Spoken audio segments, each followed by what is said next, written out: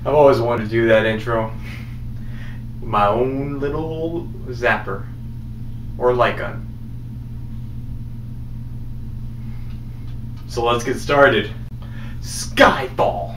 So Skyfall is the latest entry into the James Bond franchise and still has Daniel Craig playing Bond. Now some people have mixed his opinion saying this movie is okay as Bond or it's one of the best James Bond movies ever made. Which, you know, is understandable. After Quantum of Solace, any James Bond movie would look freaking like God. But honestly, Skyfall is a pretty good movie, despite it being so long for a person like me. You know, I'm just not that kind of guy who likes so many long movies, you know? So the movie starts off with James Bond already on a mission, trying to take some object from somebody. They stole something from the computer and they're gonna run off with it. And James Bond is after this guy and they are fighting. The driving scene in the beginning is cool, them fighting on the train was cool, and then it all just crashes down when James Bond is shot. Falls straight down into the sea and pretty much said, yeah, he's dead. And that drops off into one of the coolest James Bond movie intros I've ever seen. Visually, this is cool, man. I was like, wow.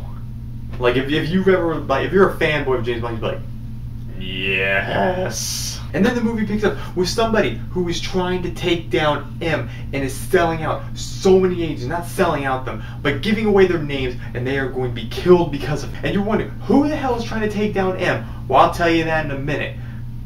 Right away, James Bond comes back into duty when they realize he is needed.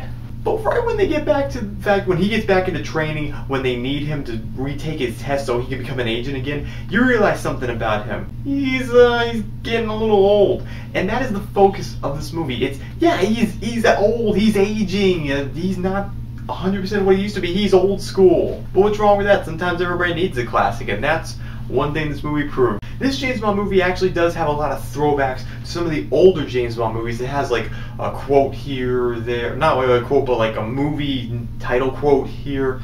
It has Q in it. Q, this time, he's a young, smart person, and Q in this one is like a supercomputer genius, you know, who invents all these gadgets, but he doesn't really have like a lot of really fancy gadgets like the boombox rocket launcher or the exploding cigarette or anything like that. Nope, for now just the simple gadgets. But they're still pretty impressive. Now Q actually in this movie is a very relevant character. They need him for the mission stuff they're about to go on to. And it's really funny to see him and Bond just kind of throw dialogue back at each other when they first meet up. Because James Bond's like,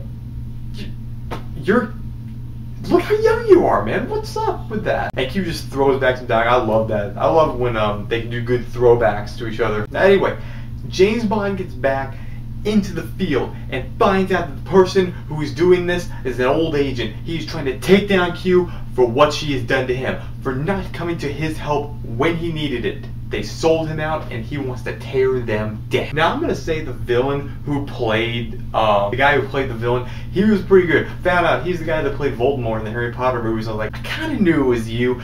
Because I'm not going to lie, man. When he intros himself, it's kind of neat how he's just walking straight down, doing one big monologue, and just, the camera does not even stop its shots, just he walks right up, just getting closer, doing his monologue, and just stops. And that's all good, that's, you know, it's villain stuff. But then it gets to the point where he's sitting like close to James Bond, he's touching his legs, buttoning up his shirt, like looking at his wounds. He feels, it's weird.